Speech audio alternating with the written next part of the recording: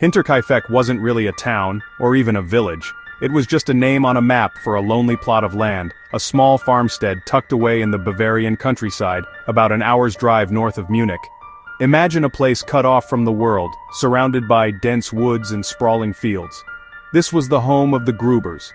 Leading the family was the patriarch, Andreas Gruber, a man in his 60s known for his stern and often disagreeable nature. Living with him was his wife, Kazilia, who was in her 70s and reportedly quite frail. Their widowed daughter, Victoria Gabriel, also lived on the farm, a woman in her mid-30s whose life was marked by tragedy and local gossip. She had her own 2 children, 7-year-old Kazilia, named after her grandmother, and 2-year-old Joseph. The family dynamic was complicated and, according to town talk, deeply troubled. Rumors of an incestuous relationship between Andreas and Victoria had circulated for years, resulting in a conviction for Andreas and a palpable tension that seemed to seep into the very foundations of the farmhouse. The final resident of Hinterkaifeck was a recent arrival, the new maid, Maria Baumgartner. She had only started her job on the very day the horrors would unfold. The previous maid had left suddenly some 6 months prior, claiming the house was haunted. She spoke of hearing strange noises, disembodied footsteps coming from the attic, and a general feeling of being watched by an unseen presence. She was so convinced that a ghost roamed the halls of Hinterkaifeck that she fled and refused to return. This reputation, combined with the family's insular nature, created an aura of unease around the farm long before the brutal events that would make its name infamous throughout Germany.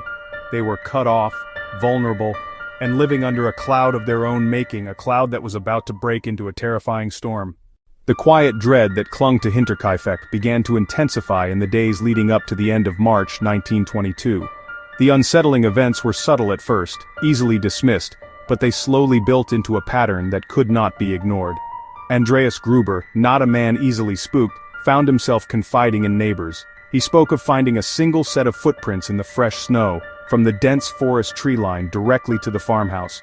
He followed them, his own boots sinking into the white blanket. But he could find no corresponding tracks leading away.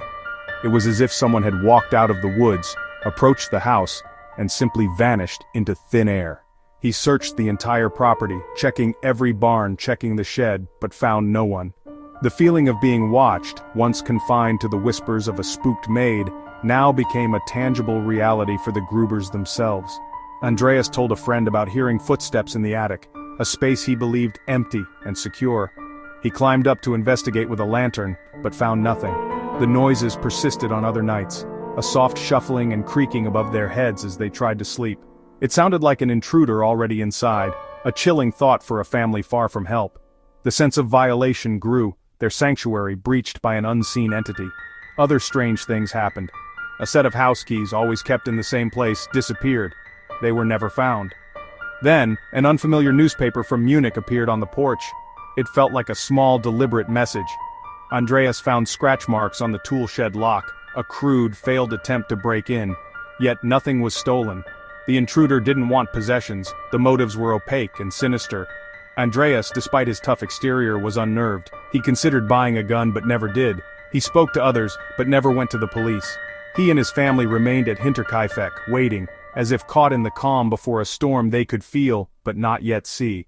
The last day of March 1922, a Friday, the day the silence fell over Hinterkaifeck.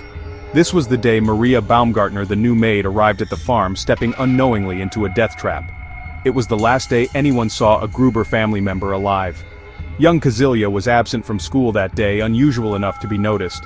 The postman came on Saturday, April 1st, found yesterday's mail still in the postbox untouched.